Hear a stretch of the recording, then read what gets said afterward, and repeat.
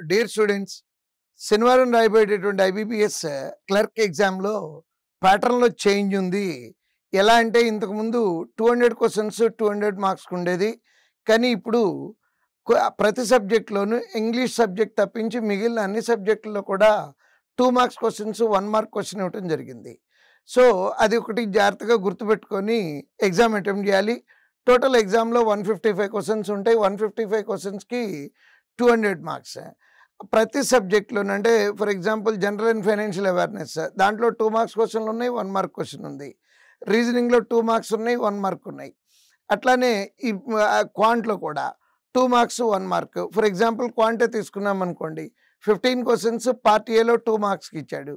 Next అట్లానే part below మీరు 20 questions 1 మార్క్కి, అంటే టోటల్ వచ్చేటప్పటికి అక్కడ 50 మార్క్స్ అవుతున్నాయి.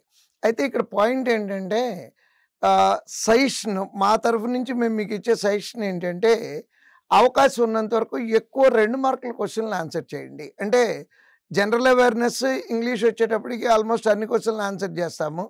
కానీ రీజనింగ్లో అర్థమెటిక్లో కొన్ని క్వశ్చన్లు వదిలేయటం జరుగుతుంది. ఆ వదిలేసే క్వశ్చన్ ఏమాత్రం అవకాశం ఉన్నా 1 మార్కే వదిలేయండి తప్పించి 2 మార్క్స్ వదిలిపెట్టమాకండి. యాక్చువల్గా కొంచెం టఫ్గానే ఉంటాయి 2 మార్క్స్ క్వశ్చన్స్. స్టిల్ ఒక 2 నిమిషాలు దాని మీద ఎక్స్ట్రా టైం స్పేర్ చేసినా పర్వాలేదు. 2 మార్కుల క్వశ్చన్లు.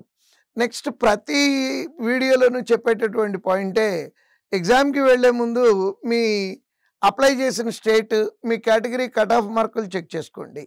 మొత్తం గత 5 సంవత్సరాలుగా ఇండియాలో ఉన్న ఏ స్టేట్ తీసుకున్నా కూడా 50% కట్ ఆఫ్ మించి లేదు.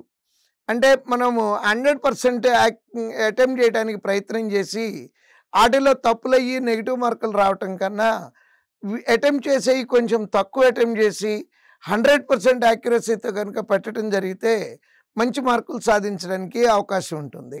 సో ఈ విషయాలన్నీ గుర్తుపెట్టుకొని ఎగ్జామ్ అటెంప్ట్ చేసేటప్పుడు మనకు ఆ పార్ట్ ఏ ఒకటే ఓపెన్ అయ్యి దాంట్లో 10 క్వశ్చన్లు ఓపెన్ అయితే అయ్యో ఏంటి 10 క్వశ్చన్లు ఉన్నాయి అనుకోమాకండి. సేమ్ సబ్జెక్ట్లో ఇంకో ఐకన్ ఉంది, పార్ట్ బి ఉంటుంది. Part a part b 2 check చేసుకొని క్వశ్చన్లు ఆన్సర్ చేయండి.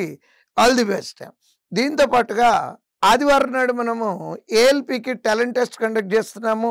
ఎక్కువ మంది విద్యార్థులు రాసి ఈ అవకాశాన్ని ఉపయోగించుకుంటారని ఆశిస్తున్నాను. All the very best. Thank you.